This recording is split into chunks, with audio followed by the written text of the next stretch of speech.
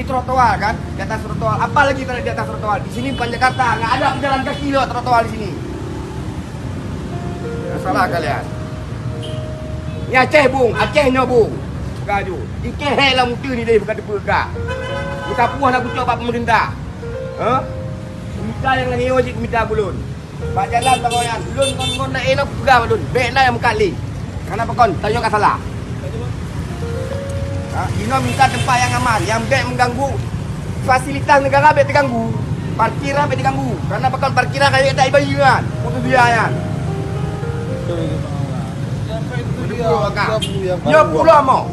Gadah ya. Ada yang mendong, bayu memendung mau bayu. Atalun bayu, kawannya bayu, kawannya bayu, bayu memendung. Punya awaknya yang mekacit, maunya kali bayu memendung, ya kan?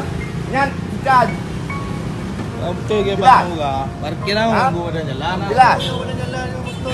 Nyan badan jalan nyan. Anjir nari mau lagi karena parkir.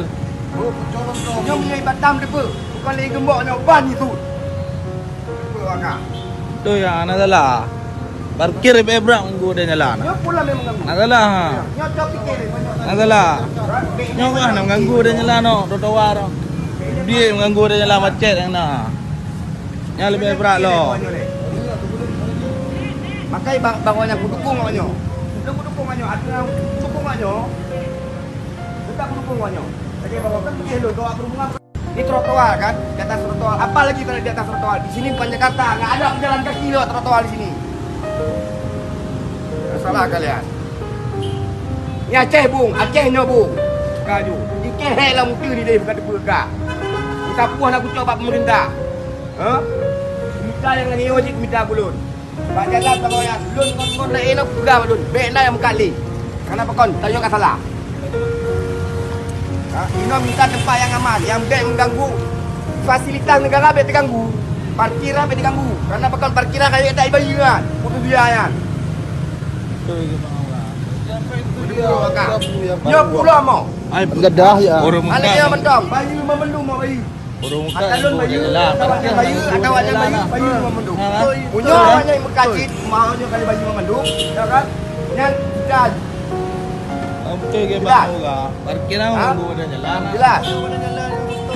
Nyan lebih bukan berat. yang badan jalan nyan. Anjir nari mau lagi Karena karena parkir.